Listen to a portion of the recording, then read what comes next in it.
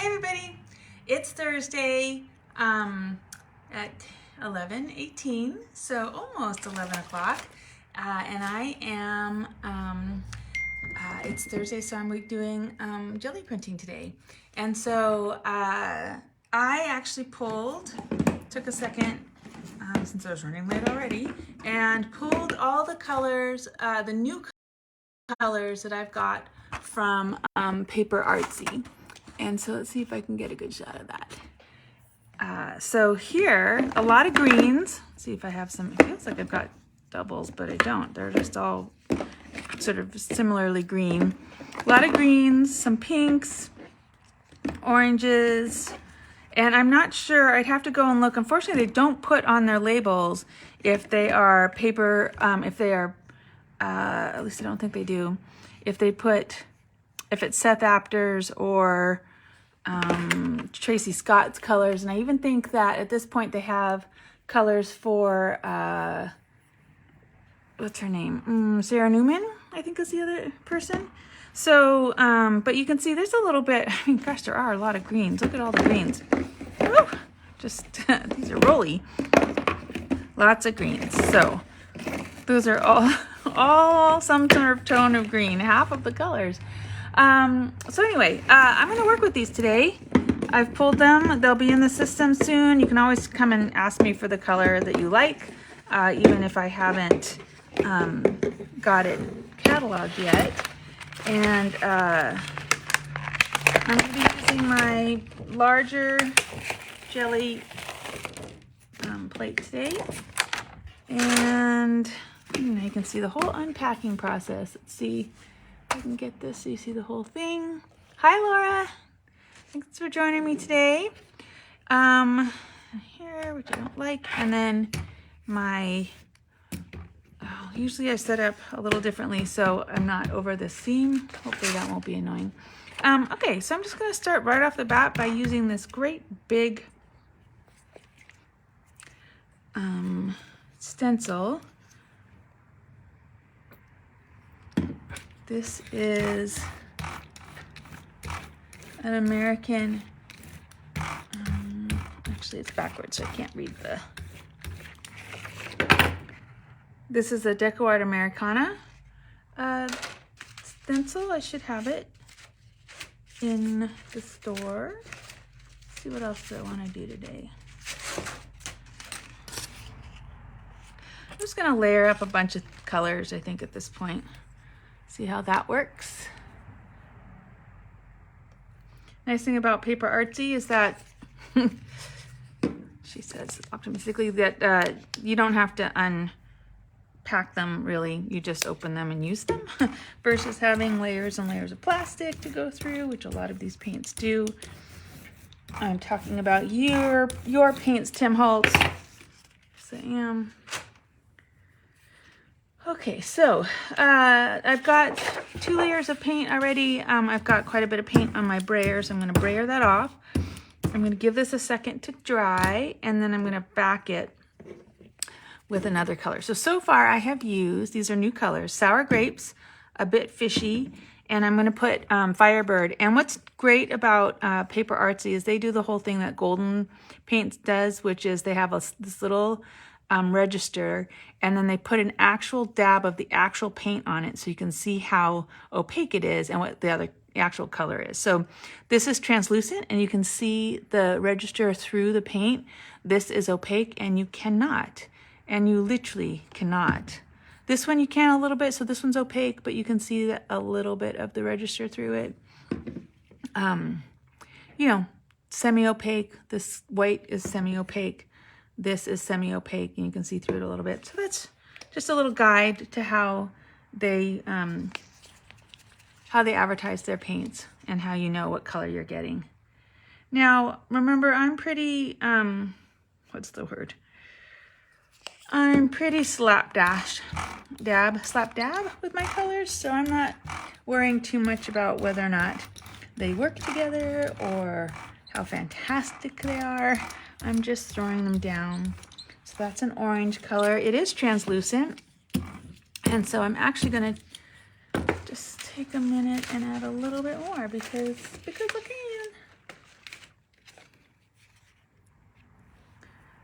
these numbers don't really have a good bright color out.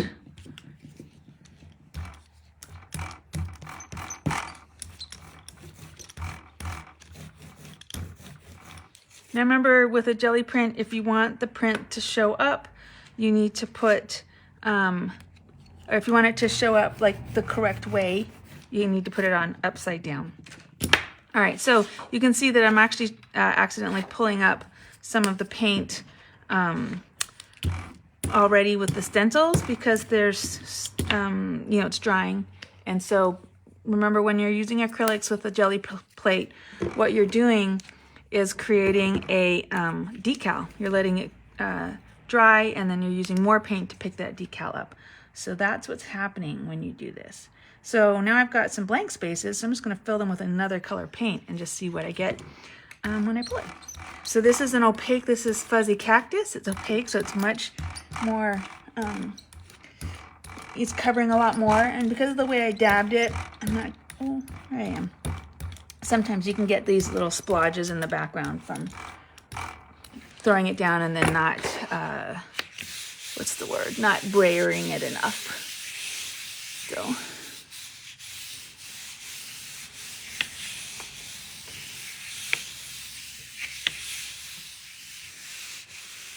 I'm really, really, really hoping to get a nice clean print. So, ooh, sweet. Okay, couple things. One, I pulled all that paint off, pretty well completely gone. And look at that. So this was 3 stencils and 4 layers of paint, right? I've got one color, another color, and then I have this backing color. Oh, 5 layers of paint. Then I put this color down, and then I put the sort of celery, fuzzy cactus color down in the background. So that's a pretty cool print for just one pull. I like everything that's going on. You can see I got the numbers going in the correct direction. And yeah, I like that. I'm gonna keep going with this in this vein. Let's see what else I can do. Let's see. Here's one. I don't always use figurative imagery, you know, actual imagery in my work usually. So let's see what happens when I do. Let's see if I can't build around this interesting butterfly. Again, this is Crafter's Workshop stencil. They're one of my favorite stencil companies. They're independently owned, which is one thing, but also they have these great stencils, and they almost all of them are available as 12-inch, but also as 6-inch, which is kind of nice to have that choice. So there's that, and I use this haze color, which is semi-opaque. It's quite opaque, actually. Some of the opaque ones are not as opaque as that. Okay, let's see, what color do I want now? Shall I do a green? I'll do a green. Good idea. And then I'm going to use, this is more of a mask. And so if you're confused about the difference, one is how the pattern is created. This is going to be created, the pattern's going to be created with the negative space, whereas with a stencil, you're filling the space in. This is going to be negative. So I'm going to put this down. I can't tell for the life of me what direction the actual writing is going. So, and just a reminder that what you get on a Geli print is what, you know, the first layer is the top layer when you pull it. So when I pull this, if you could take the Geli plate right now and flip it over and see through it, you would see how the print's developing, right? So these are layers, I'm sort of backing up out of the print. So at this point, we've got some stuff going on. I'm gonna do this mouse ears. So let's see, that was front door, which I actually really like. Oh, maybe I'll do gumboots because it's a little darker. I want something with a little more contrast, but kind of in the same color zone. So I'm just gonna dab this around. PaperArtsy paints, these frescoes are are chalky. So they have a nice finish to them, especially for Geli printing, because then you can do other things on top of them. You can paint and color and draw because they have this opaque finish. They have this chalky finish, I should say, a little like what's it called? Gesso. Almost like there's some gesso down there. All right, it's again a little opaque, translucent, I mean, translucent. So I'm just gonna throw down a little bit of pattern and see if it comes through. It might not. I might lose this in the background because again, these are layers on the back, but I might. And so I'm gonna see. A little bit there, and you can see I'm picking up some of that paint. A little bit there, see how it's picked up some paint from the background. So I might let this dry a little bit, and then I'm gonna add another layer. Maybe what I'll do is this peppermint color. Something light, or should I go pink and really try to pull these colors out? I want this to dry a lot because these were kind of splodgy, and if I try to brayer something down on top of it now, it will it'll squish that paint around, and I don't want to do that.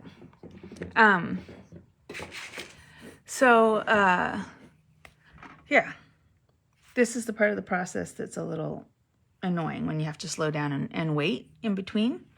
I know some people are tempted to use their heat guns.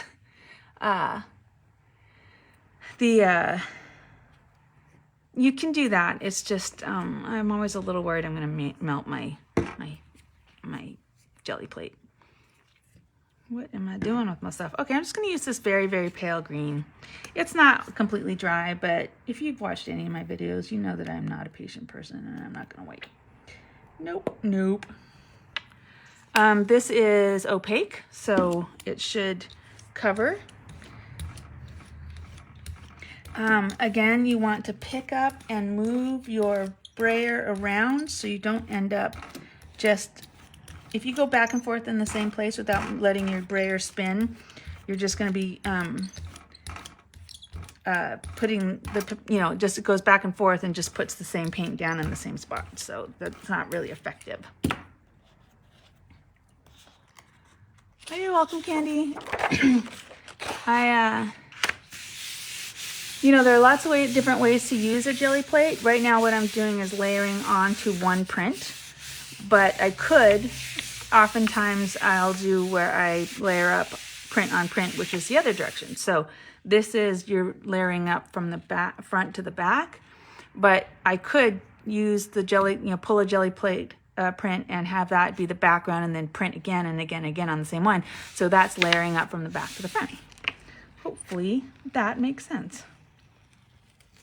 Okay, so I lost the butterfly a little bit, and there's kind of a lot going on. It's not as distinct and, it's not as distinct as that one, but I still like it a lot. In fact, I think in the video you can see the butterfly more than you can in person. But, and I have some grungy stuff on the plate. So right now what I'm going to do is just pick that grungy stuff up because I love the grungy stuff. I really do. I'm going to do it with this color called Shutters.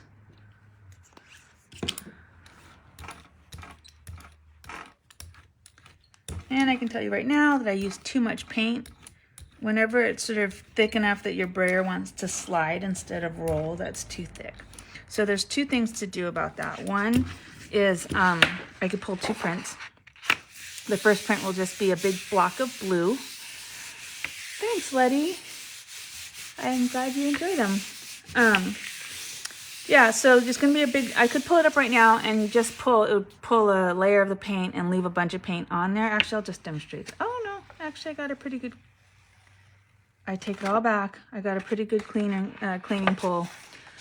So it pulled off the gunk that was left on there. This isn't as satisfying as I usually I really get a really good grungy print, but now I can do what I was talking about. So if these are layered up from front to back, this is the back layer, and now I can start printing on it in a way that will layer up from back to front. And let's see if I can make the distinction for you guys. So I'm just going to be using the stencils now to spot print is another way to think of it.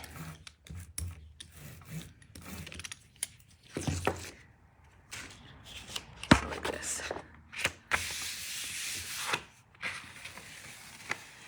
So now I'm layering, so that blue layer is now in the background. Whereas if I had printed with it and kept layering on it, it would have been in the foreground.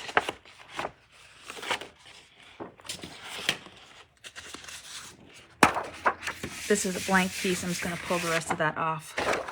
She says, no, it doesn't want to. It does not want to come off. So what you do with that is you print. You put that's where you would get a ghost print. You come and print down on top of that. I'm going to just use this because it's so fun.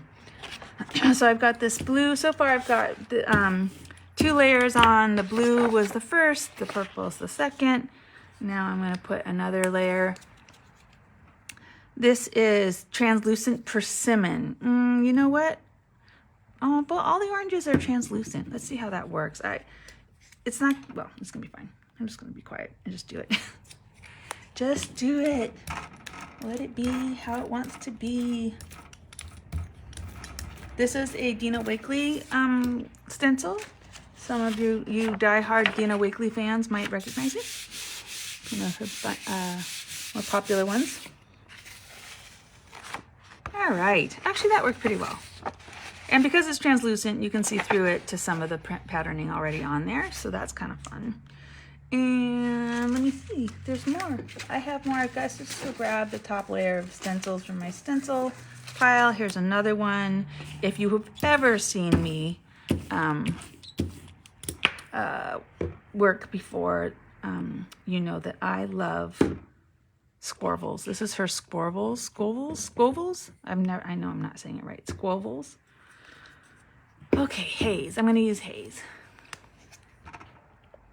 And I use this stencil so much, I've literally stolen several versions of it out of the inventory for my own personal use.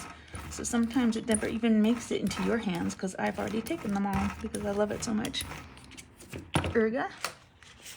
All right, so this time I'm just going to spot pull. Ooh, I am enjoying this a lot. Look at all those fun layers. And I see something going on here that I'm really enjoying too. I don't know if you can see it, but there is a little bit of a ghost print developing. This is an alphabet. And again, this is a mask. So the pattern is created with the blank space. And I'm putting it on backwards because if I don't, I will get it. It'll be backwards when I pull it on the print. And that's why stamping is hard with Geli printing, because if you stamp the wrong direction, it if it stamps a regular stamp, it's not going to come out the right direction. So I got a little bit of a print there. I'm not even sure which direction it goes. So that's fun. So that was printing, layering up on a print. So my first pull is the back. Whereas, and I'm going to keep repeating it, on this one, the front, my first paint down is on top. All right, now, I don't know if you can see all the lovely gooiness that's happening on this page, but I love it, and I'm going to pull it. I'm going to pull it with this purple, and we're going to see what this ghost print looks like. A ghost print is what's left over on your Geli plate. Geli plate printing is mono printing, meaning that you have one, you can't replicate really what you've done. I mean, you can try, certainly, and I'm sure there are people out there who have gotten their process down to the point where they can get very similar prints. But it's not like an etching where you have a plate that you can ink over and over and over again and get the exact same print. It's a mono print. So you get one chance at it. But what gets left over on your plate is called a ghost print, because you get another impression of the same pull, just not as intense.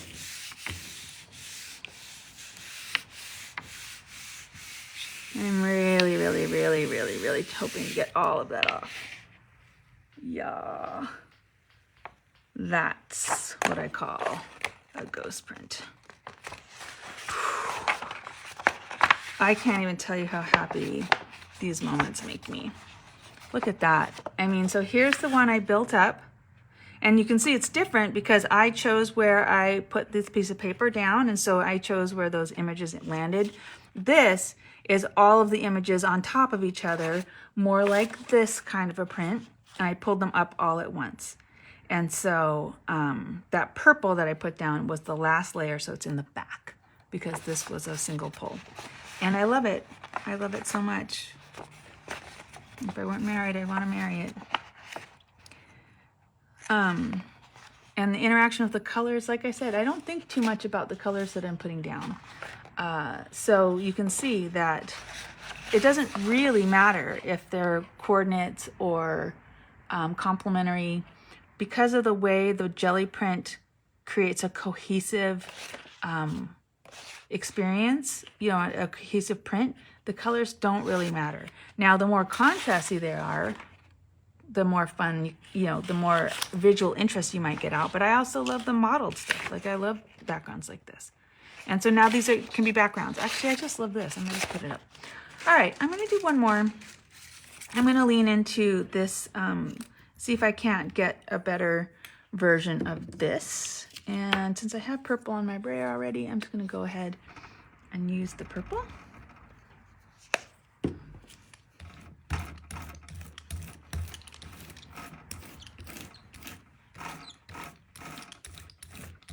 Now again, I have reversed the alphabet so that when I pull it, it pulls the right direction. So it doesn't look like much, right? Because what's going to happen is that the pattern's created by the empty space. So when I put another color down on top of it, you'll see that. You'll see it through that.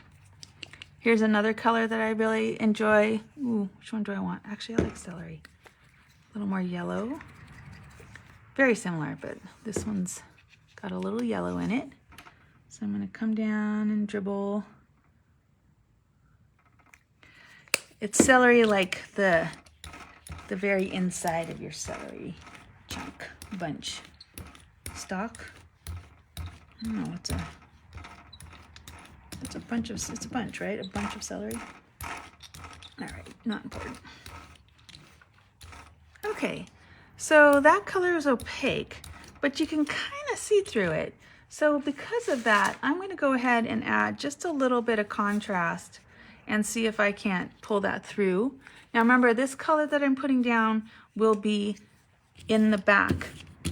It'll be the last, if this is my last layer, this will be the last color. So that's important to remember. So I'm hoping that it shows through all of these layers. I am going to show you one other thing you can do. So I've got this alphabet stamp. I'm going to put this down. I've got this random cardstock. I'm actually going to pull the paint off of the plate through the stencil.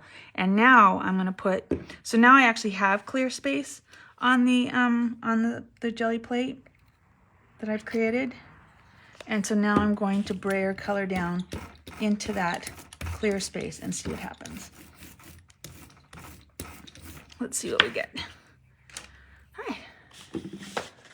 Fun. You know what? Some of this is dry and some of this is wet. So I am going to back it again with yet another color in order to try and get as much of it up as possible.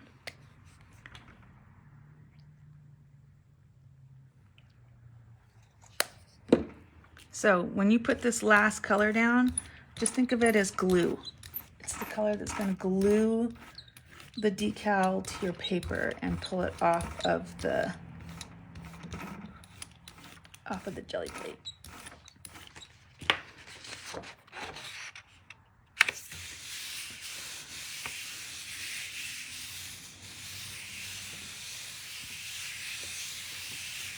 Again, I'm going to give it a nice deep rub so that I can, a little massage, so that I can pull all that paint off. Yeah. All right, not bad. So what you will see what's missing, all right, so you can see the hexagon pattern, but when I did my brayering, I didn't wait for the color to dry, and so that color just whisked off with the brayer. You can see it a little bit here. So when I put that very last color on, that dark green, which is in the background, it pulled off the orange. This purple, remember, was my first color. So that, and then you can see the outline, the masking created. And so that purple was my first color, and where it stayed, it sort of masked what's behind it, if that makes sense. Anyway, all right, so not bad. There's 1, 2, 3, 4, 5 prints, and I feel pretty good that I got some fun stuff out of it. And you know, you can cut these up and use them as backgrounds, fold them into little books. You've seen me do that. Maybe next week I'll do another little, like, this is what to do with your Geli prints. Let's see. Anyway, I hope that that inspires you to do some Geli printing today, and that, or just to come into the store and get some new of the new PaperArtsy colors, or just PaperArtsy paint in general. It's a great paint for all sorts of things, but in particular, I love it for this Geli printing. And yeah, come check out the remodel. We're getting close. I'm hoping by next week we'll actually have the plastic down and you know, product in the new space. So I will see you guys here. Thanks for tuning in.